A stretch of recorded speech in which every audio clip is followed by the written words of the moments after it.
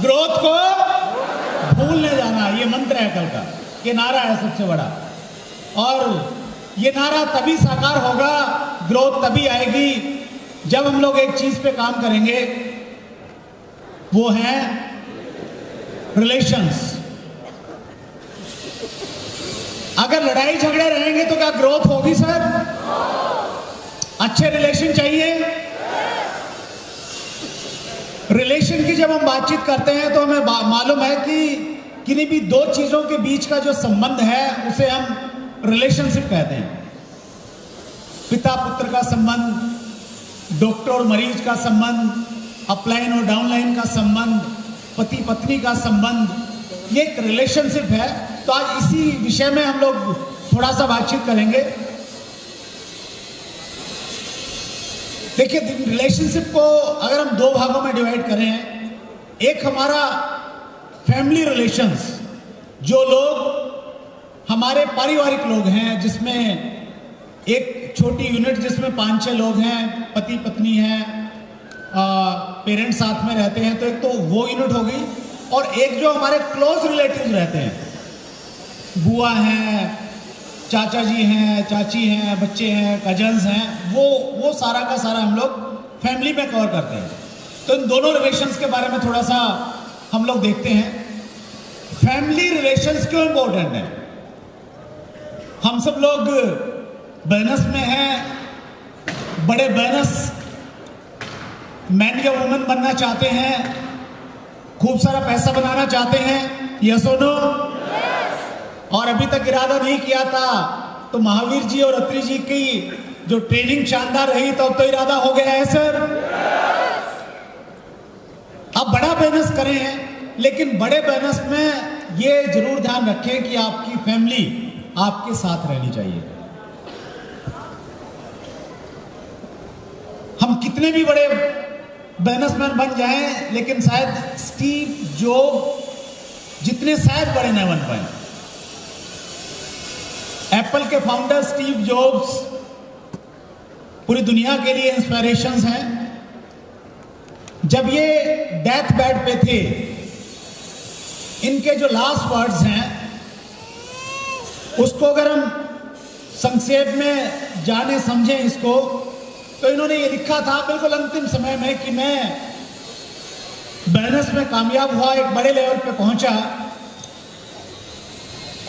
और लोग मुझे बड़ा एंटरप्रेन्योर मानने लग गए, लेकिन आज जब मैं बेड पे हूं तो मैं ये महसूस कर रहा हूं कि मैंने अपनी पत्नी, अपने बच्चे और अपने नजदीकी दोस्तों के साथ में जो समय बिताया वो और ज्यादा बिताना चाहिए था। हेलो, कौन कह रहे हैं सर? स्टीव जॉब्स कह रहे हैं। तो अगर उनको ये महसूस हुआ तो हमें भी उस दिशा में सोचना चाहिए सर। उस दिशा में हमें भी सोचना चाहिए। थोड़ा सा एक चीज देखते हैं हम लोग, क्यों रिलेशंस हैं ये जरूरी, फैमिली रिलेशंस क्यों जरूरी हैं, ये क्यों मजबूत होने चाहिए, इनमें मधुरता क्यों होनी चाहिए। Happiness begins at home. एक कहावत है, रोता जाए मरे की खबर लाए। अगर घर का माहौल ठीक नहीं है, रोनी सूरत लेके जाएंगे, प्रोडक्ट किसी को बेचेंगे तो सामने वाला खरीदेगा सर? शकल पे ही अगर आपका हाल हुलिया ठीक नहीं है, शकल से लग रहा है कि न्यूट्री चार्ज पिछले 3 दिन से नहीं खाया है, बात बन जाएगी? नहीं बनने वाली है। तो वो अच्छी शकल, अच्छी सूरत कब पैदा होगी? तब होगी जब घर में कैसा माहौल होगा सर? अच्छा माहौल होगा, एक अच्छी एनवायरनमेंट होगी। तो इसीलिए ये इंपॉर्टेंट है कि आपके अपने घर का माहौल हमें पहले सुधारना है, उसे थोड़ा पॉजिटिव एनर्जेटिक माहौल हमने बनाना है। In hard times family supports you. जब जीवन का सबसे कठिनतम समय हमारे पास में आएगा, उस समय सबसे ज्यादा आपके नजदीक कोई होगी तो वो आपकी फैमिली होने वाली है। शायद हमारे नजदीकी दोस्त नहीं आए, जिनके साथ आज हम बहुत टाइम व्यतीत कर रहे हैं, शायद वो भी नहीं है। मैं उस टाइम की बातचीत कर रहा हूँ कि आप हॉस्पिटलाइज हो गए, डॉक्टर ने कहा कि 3 महीने रहना ही पड़ेगा। उस समय आपकी पत्नी, आपके बच्चे, आपके पेरेंट्स, आपकी बहन, वही लोग आपके साथ में रहने वाले हैं। Right sir? तो उसकी कदर करना शुरू कीजिए। भगवान न करें कि ऐसी सिचुएशन आपके सामने आए, उसकी कदर कीजिए आज से ही। और तीसरा इंपॉर्टेंट पॉइंट है, ये आप अपने आप से प्रश्न पूछिए कि हम अपनी जिंदगी का, माना आप 100 साल तक जीने वाले हैं, उन 100 सालों में सबसे ज्यादा समय किसके साथ बिताएंगे? फ्रेंड्स के साथ बिताएंगे क्या? बॉस के साथ बिताएंगे क्या? अपलाइन के साथ बिताएंगे क्या? सबसे ज्यादा टाइम आपका, अगर वर्किंग आवर्स आपके 10 घंटे भी हैं, तो 14 घंटे कहां पे देने वाले हैं आप? घर पे देने वाले हैं, फैमिली पे देने वाले हैं। तो आपका मैक्सिमम टाइम आपके घर पे जाने वाला है और वहीं पे माहौल सबसे अच्छा करने की जरूरत है। सबसे पहले आपके अपलाइन से रिलेशन बहुत अच्छे हैं, बड़ी अच्छी बात है। डाउनलाइन आपको बहुत अच्छा मानती है, बहुत अच्छी बात है। लेकिन अगर पत्नी आप हैं तो आरसीएम बैनर्स के सफायर और डायमंड, और पत्नी आपको रॉयल्टी चीवर नहीं मानते हैं, तो फिर कोई फायदा नहीं है सर। तो वहां पहले डायमंड बनना जरूरी है सर। अब बात करते हैं कि ये बना कैसे जाए, लेकिन उससे जरूरी ये है कि आपकी चाहत होनी चाहिए वैसा बनने की। कितने लोगों की चाहत है? पक्का? एक बार तालियां बजा के दिखाएंगे कि आप वास्तव में चाहते हैं कि आपके ये फैमिली वाला जो पार्ट है ये बहुत मजबूत हो जाए।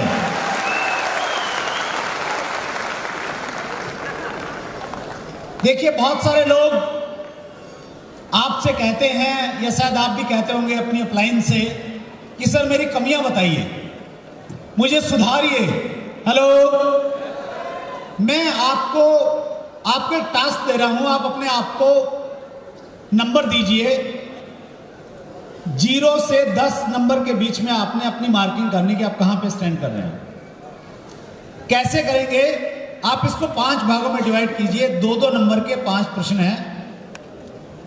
2 नंबर हैं आपके स्पाउस के साथ जो संबंध हैं उसके हैं।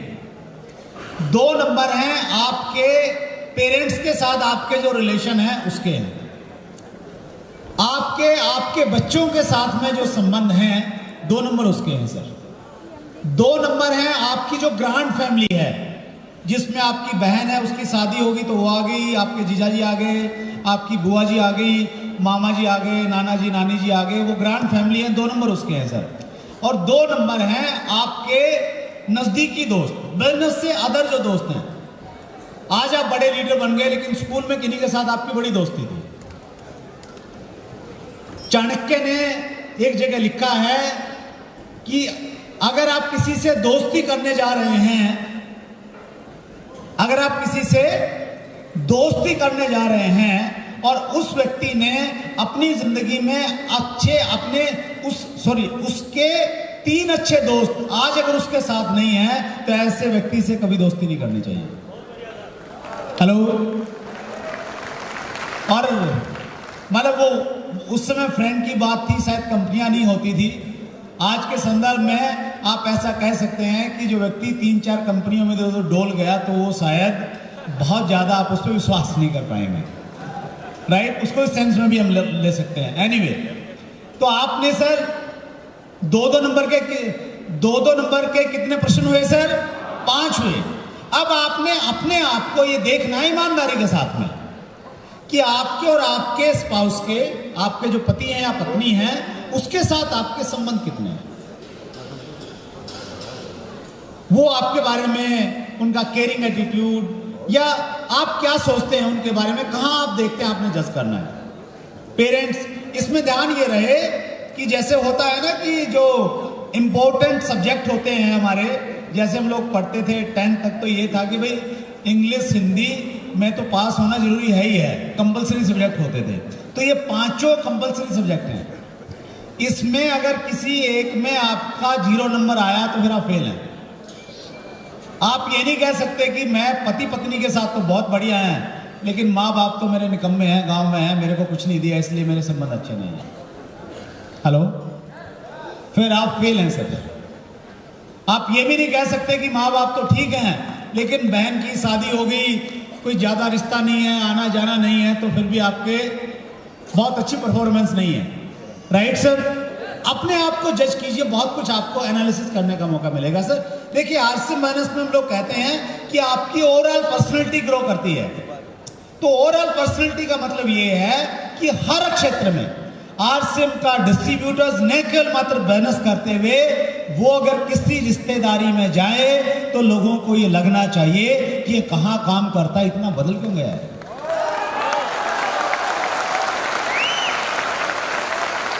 आप अगर भैया दूज पे बहन के यहां जा रहे हैं तो बहन को लगना चाहिए कि भाई में तो बदलाव आ गया, क्या हो गया इसको। हेलो, अगर आप ऐसा कर पाएंगे तो आप सही में आरसीएम बोनस के डिस्ट्रीब्यूटर हैं और टीसी छावड़ा जी की सोच का सही तरीके से पालन कर रहे हैं। आपको गाड़ी आ गई और पत्नी आपके साथ में बैठने के लिए तैयार नहीं है। हेलो, और बैठती है तो लोगों की शर्म से बैठती है। फायदा है सर उसका कुछ नहीं है। तो यहां पे इंपॉर्टेंट ये है कि इन संबंधों को, इन चीजों को भी आप बैलेंस करके चलिए। Resolve your conflict as soon as possible. जब हम साथ में रहेंगे तो ऐसा नहीं कि हमेशा प्यार के नगमे ही चलेंगे, कुछ छोटी मोटी खटपट तो होनी चाहिए ना सर, तभी मजा है जिंदगी का। जैसे गुड डॉट के जो हमारे प्रोडक्ट आते हैं तो उसमें कॉम्बिनेशन होता है, नमक भी है, मिर्ची भी है, मसाला भी है थोड़ा सा, तभी वो अच्छा लगता है। तो वैसे ही जिंदगी है, वैसे ही संबंध हैं, उनमें कॉन्फ्लिक्ट आएंगे, कुछ प्रॉब्लम्स होगी, कुछ इश्यूज हो सकते हैं, लेकिन आपने क्या करना है, उसको लंबा नहीं चलने देना है। पत्नी से अगर खटपट हो गई, आज हुई है सुबह, या तो शाम तक ठीक हो जानी चाहिए, और नहीं अगले दिन तो ठीक हो ही जानी चाहिए, ज्यादा नहीं चलनी चाहिए सर। हेलो, और मैं इस चीज से कैसे निपटता हूं। मेरी धर्मपत्नी जी साथ में बैठी हैं, सामने बैठे हैं। मैं जब भी ऐसी कोई इश्यू होता है तो मैं क्या सोचता हूं, एक डायलॉग मैं अपने अंदर बोलता हूं कि यार जिंदगी पता नहीं कितने दिन की है, इसे नाराजगी में क्यों बिताया जाए, जितने दिन जीना है हंसी खुशी से जीना चाहिए। और जैसे ही मैं ये सोचता हूँ, फिर कोई भी चीज़ है, कोई ईगो है, कोई अहंकार है, या कुछ भी चीज़ है, वो सारी की सारी चीज़ें पीछे हट जाती है, चीज़ हैवी हो जाती है।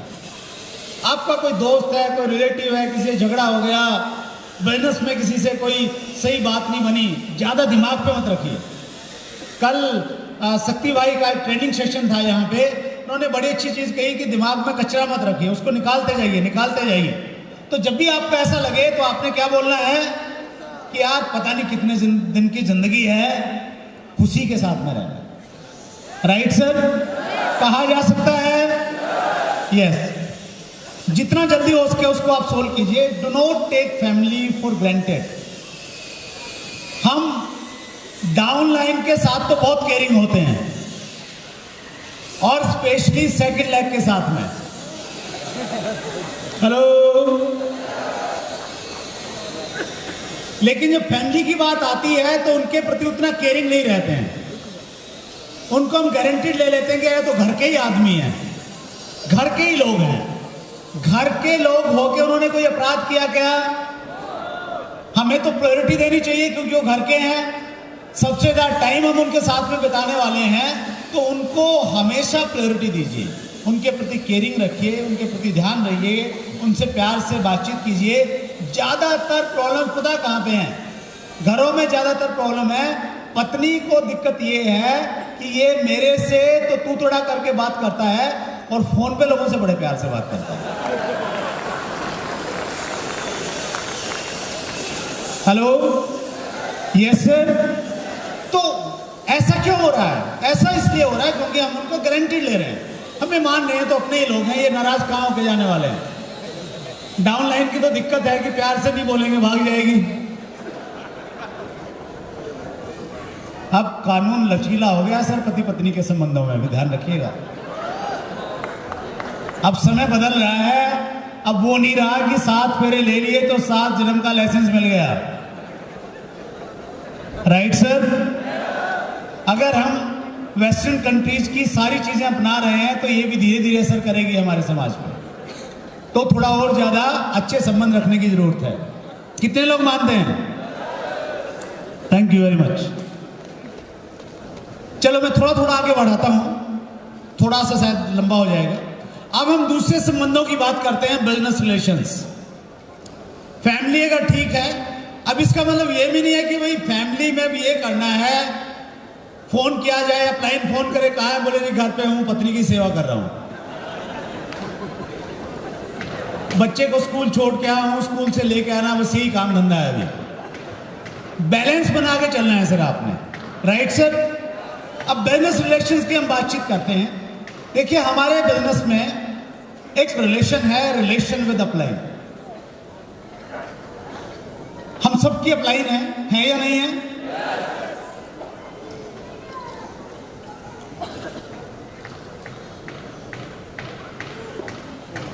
हम सबकी अपलाइन है। अपलाइन के साथ में कैसे बातचीत करनी है, क्या तरीका है, वो हमें बताया नहीं जाता, लेकिन हम सीख जाते हैं एक दूसरे को देख के।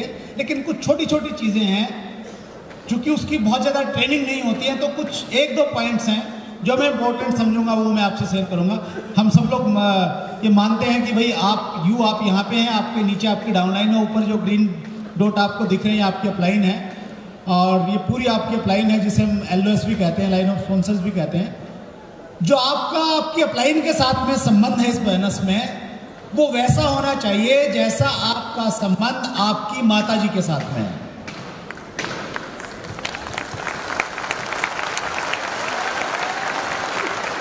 घर में आपके सबसे क्लोज आपकी माताजी हैं, पिताजी हैं? माताजी हैं। हम सारी बातें माताजी को जरूर बताते हैं। हमारे यहाँ पे घर पे तो नियम ये है, मतलब बच्चे बड़े इंटेलिजेंट होते हैं, वो सारी सलाह मशवरा जो भी करना धरना है माता से ही लेते हैं। मेरे को तो बाद में जाके मालूम चलता है, और मैं फिर डांटता हूँ, मेरे से क्यों नहीं पूछा? बोले मम्मी से पूछ लिया था। तो जिस प्रकार से माँ ममता की मूर्ति होती है, उसी प्रकार से जब आप अपलाइन हैं तो ममता की झलक आपके अंदर से दिखनी चाहिए। आप वहां पे अहंकारी मत होइए, आप वहां पे बॉस की तरह ट्रीट मत कीजिए, मैं तो अपलाइन हूं, मैं तो बहुत बड़ा व्यक्ति बन गया हूं। मां मतलब त्याग की मूर्ति, सैक्रिफाइस। तो जिस सैक्रिफाइस के लिए एक माँ अपने बच्चों के लिए तैयार होती है, खुद गीले में सोती है, बच्चे परेशान नहीं होने चाहिए, वैसी ही फीलिंग आपकी डाउनलाइन के प्रति होनी चाहिए। तब आप एक अच्छी अपलाइन है, तब आपके बिजनेस में ग्रोथ आएगी। आपको उनका ध्यान ही नहीं है, चिंता ही नहीं है, कोई पूछते ही नहीं है, तो बात बन जाएगी सर? नहीं बनेगी। तो अब आपने क्या करना है, आपके जो अपलाइन हैं, आपने उनको अपनी माताजी के रूप में देखना है। Right sir? तो आज से आपकी अपलाइन क्या हो गई? आपकी माताजी हो गई। मजाक मत कर लेना, समझाने के लिए बात कर रहे हैं हम लोग। Keep business relation and personal relation separate. यहाँ पे ये पॉइंट इसलिए है कि हमारे बिजनेस में ये होता है कि सम टाइम, कल एक अच्छा एग्जांपल हम लोगों ने यहाँ पे देखा, मंजीत कुमार सिंह जो नए स्टार रूबी बने, उनकी जो अपलाइन है वो रिश्ते में उनके छोटे भाई हैं, और अपने यहाँ तो होता ही है, छोटा तो पिटने के लिए होता है, हेलो, और इसलिए होता है कि ताकि उसके पुराने कपड़े वपड़े यूज होते रहे, किताबें यूज होती रहे। Right sir? जनरली ऐसा होता है। और जब छोटा भाई अपलाइन में आ जाए तो उसको अपलाइन मानना, गुरु की तरह मानना, उसकी डायरेक्शंस को फॉलो करना बड़ा मुश्किल का काम रहता है। लेकिन यहाँ पे चूंकि वो आपसे पहले इस बिजनेस में आया है, 10 दिन पहले ही आया, लेकिन उसका तजर्बा आपसे 10 दिन तो ज्यादा हुआ, यस और नो? तो सीनियरिटी की वजह से आप इस बहनस के जो रिलेशन है उनको महत्व दीजिए। कि काउंसलिंग की बात है तो फिर वहां पे आप बड़े भाई के रूप में मत जाइए, आप एक डाउनलाइन के रूप में जाइए और पूरा समर्पित होकर उनसे काउंसलिंग कीजिए, उनसे डायरेक्शन लीजिए। अगर आप बहुत एजुकेटेड हैं, कई सारी डिग्रियां आपके पास में हैं और आपके प्लान में एक व्यक्ति है जो 10वीं पास है, तो आप वहां इस अहंकार में मत रहिए कि मेरे पास तो बड़ी बड़ी डिग्रियां हैं और उम्र इतनी है कि इससे बड़े तो मेरे बच्चे हैं। बहनस की एजुकेशन ये कहती है कि वो जो बच्चा जिसे आप उम्र में बच्चा है लेकिन इस बहनस में वो आपके माँ के रूप में है, आप उसको उसी रूप में ट्रीट कीजिए।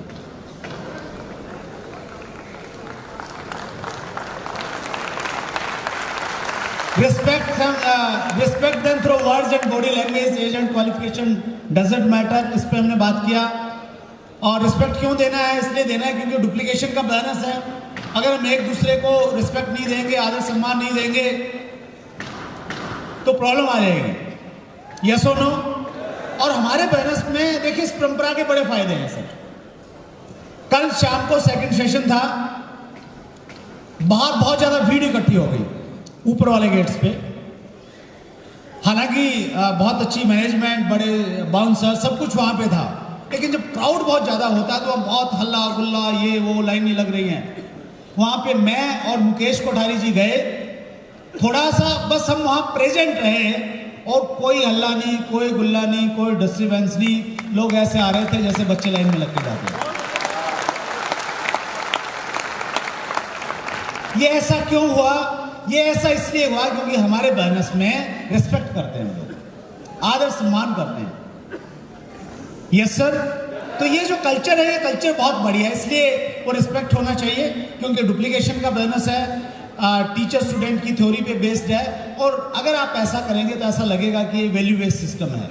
इसमें कुछ अच्छे लोग हैं, अच्छी संस्कारों वाले लोग हैं, ऐसा महसूस होगा। अच्छे अच्छे लोग हमारे बहनस में आना स्टार्ट करेंगे। आगे बढ़ते हैं सर हम लोग। शेयर योर ऑल सिचुएशंस, जो भी आपकी सिचुएशंस हैं, फैमिली से, फाइनेंशियल से, जो भी हैं क्लाइंट से डिस्कस कीजिए। और इसलिए डिस्कस नहीं कीजिए कि आप बताएं कि सर ये नुकसान है, इतने का कर्जा है और आपका तो चेक बहुत बड़ा आता है, थोड़ा सा मुझे भी दे दो। इसलिए डिस्कस नहीं करनी है, क्योंकि माता से हम कुछ छुपाते नहीं हैं। उस दृष्टि में आपने उसको सब कुछ बता देना है ताकि उसी प्रकार से वो आपको गाइड करते रहे, उसी प्रकार से वो आपको डायरेक्शन देते हैं। Right sir? Share your dreams and goal, Mahavir ji ने ये टॉपिक और किया। Draw your life structure on paper. जब भी आप लाइन से मिलें, जब भी मिलें सर, आप मिलते हैं लाइन से, एक चीज का ध्यान रखें हमेशा, सबसे पहला काम क्या हो, आपका पेपर निकले, डायरी खुले, उसमें आप अपना लाइफ स्ट्रक्चर आप ड्रॉ करें कि मेरी ये टीम है, ये लोग हैं और मेरे सामने सर थोड़ा ये इश्यूज हैं, कैसे काम करना चाहिए। मार्क कीजिए उसमें कितने डायमंड क्लब हैं, कितने स्टार डायमंड क्लब हैं, कितने क्राउन क्लब कर रहे हैं, कितने लोग लीडरशिप पे हैं, कितने टेक, वो सारी चीजें जो बिजनेस में बहुत इंपॉर्टेंट है, वो एक एक चीज पेपर पे मार्क कीजिए। और आप चाह रहे हैं कि आपकी टीम में स्टार डायमंड क्लब बढ़े, कितने लोग चाहते हैं? सभी लोग चाहते हैं। न्यूट्रीचार्ज क्राउन क्लब में आना चाहते हैं? तो आपने क्या करना है, जब आप लाइन से मिलें, पेपर पे ड्रॉ करें, तो आप बोले कि सर ये मेरा स्ट्रक्चर है, ये ए लाइन है, ये बी लाइन है, मैं चाहता हूं न्यूट्रीचार्ज क्राउन क्लब में लोग बढ़ें, आप मुझे बताइए सर क्या करूं। Hello, yes. पेपर पे चीजें आएंगी तो उसका कोई सॉल्यूशन निकलता है। चलिए इसको भी थोड़ा हम लोग करते हैं और